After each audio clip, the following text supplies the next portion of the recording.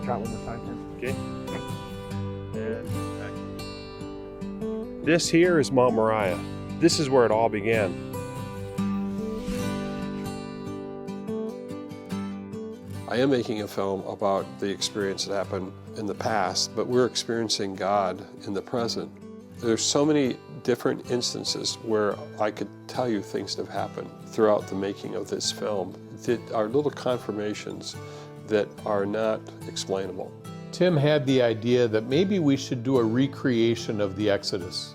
We decided to try and think up a promotional idea. And we were going to do this recreation of the Exodus in Texas, and we were going to call it the Texodus. And that was to actually have a reenactment where we would start in one part of Texas. We were going to have a group of people that left Egypt, Texas, and there is such a place, and they were going to travel to El Paso, which we called El Passover. It was a crazy idea, but we did pursue a public relations guy, and he loved it. And Tim and I were acquaintances with a man named Paul Ridgway. One day we were having a meeting at Paul's company, and Paul decided that he was going to read a letter, and it was a very, very heartfelt letter. And during the reading of this letter, Paul started to weep. He put the letter down and he said, if this event happens anywhere, it has to happen in Israel. And the moment he said the word Israel, there was a wind that went through the room from north to south, and it was a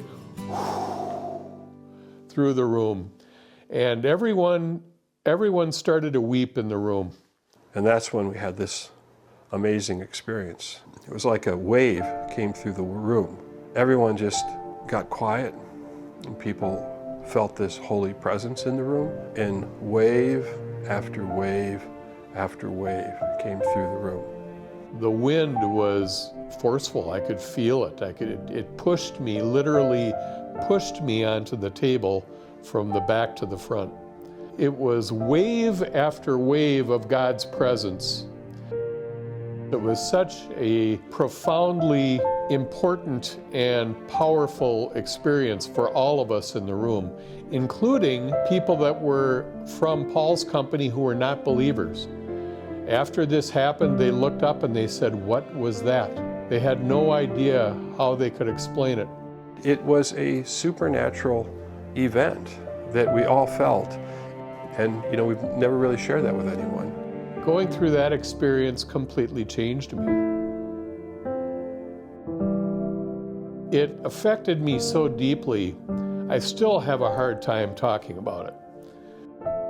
Every time I think about it, I tear up.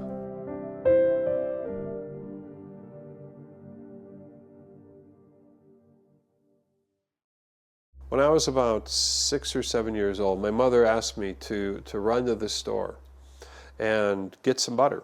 And so I just ran out the door, across the alley, around the corner, up to the corner market where I got the butter. And as I was running home, all of a sudden I heard this voice say, "Stop."